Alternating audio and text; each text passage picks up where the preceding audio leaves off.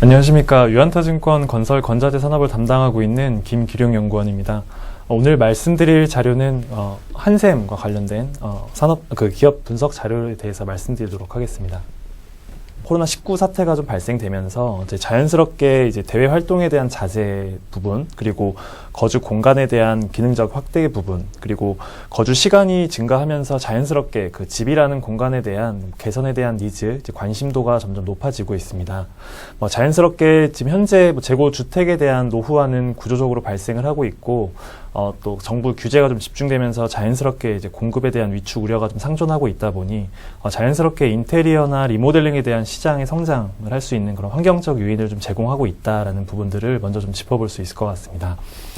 그런 와중에 이제 한샘 같은 경우는 대표적으로 부엌 가구로 가장 많이 알려져 있고, 실제로 그 2018년도 하반기부터는 이제 기존 아이템별 판매 중심에서 이 부엌 가구를 중심으로 한 욕실이나 창호, 도어, 마루, 조명과 같은 그런 건자재 아이템을 붙이면서 이제는 단품 판매 구조가 아니라 이제 집 전체를 뜯어고치는, 집 전체를 공사하는 이런 스타일 패키지를 2018년도 하반기부터 런칭을 하게 되었습니다. 자연스럽게 판매 전략이 이제 아이템별에서 이제 공간별로 조금 이동을 했다라는 부분들이 주목해야 될 포인트로 보고 있고요. 또 하나의 요인은 이 판매 채널에 대한 변화입니다.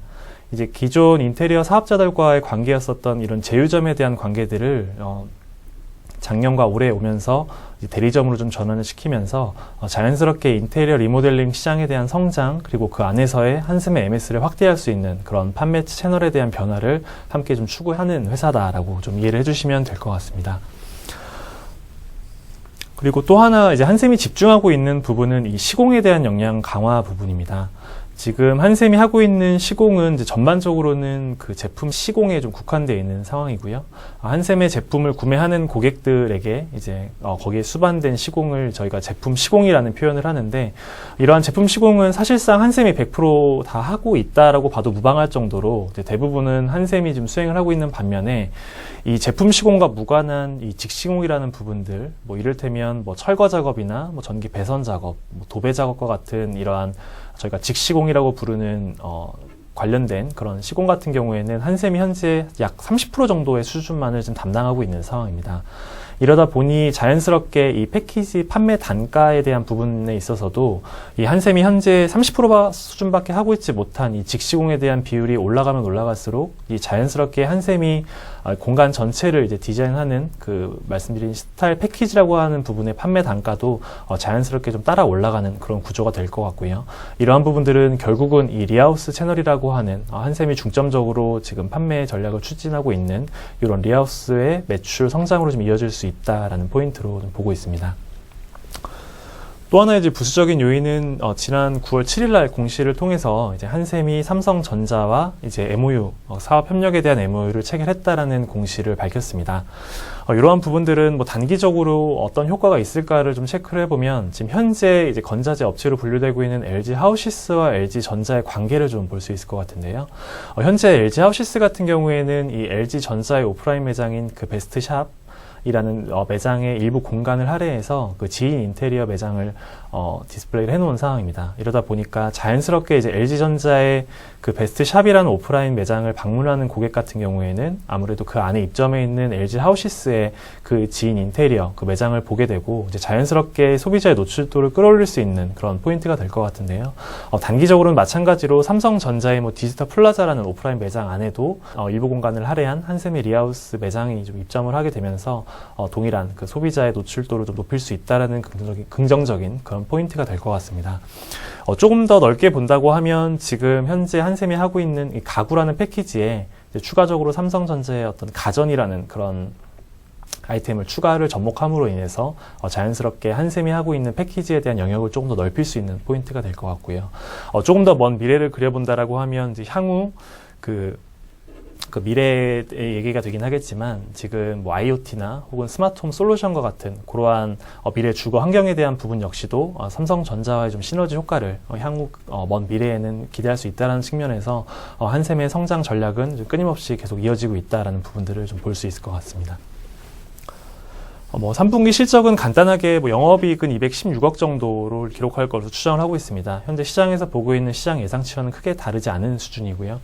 전반적으로 놓고 보면 뭐 7, 8월 이제 오프라인 고객 증가 효과, 그다음에 계속적으로 오프라인이 감소하는 부분을 좀 상대적으로 상쇄하고 있는 온라인 부분의 성장, 이런 부분들을 감안해 봤을 때는 전분기 대비로는 계절적인 요인 때문에 좀 소폭 감소하겠지만 YOY로는 계속 실적 개선 추세가 좀 이어질 것으로 좀 추정을 하고 있습니다. 이번 리포트의 특이사항이라고 하면 이제 기존에 계속적으로 뭐 투자의견과 이제 유한타증권 건자재 업종 내에서는 좀 최선호주로 계속 의견을 유지했었고요. 이번 목표 주가를 기존 89,000원에서 136,000원으로 좀 대폭 상향 제시를 했습니다. 대폭 상향의 근거는 지금 과거에 이 한샘이 2013년도부터 16년도까지 그 소위 이제 고성장기로 저희가 분류를 하게 되는데, 이때 받았었던 시기의 멀티플을 할인율 없이 좀 적용을 함으로 인해서 멀티플이 올라가는 그런 효과에 대한 부분들을 일단 우선적으로는 반영을 했고요.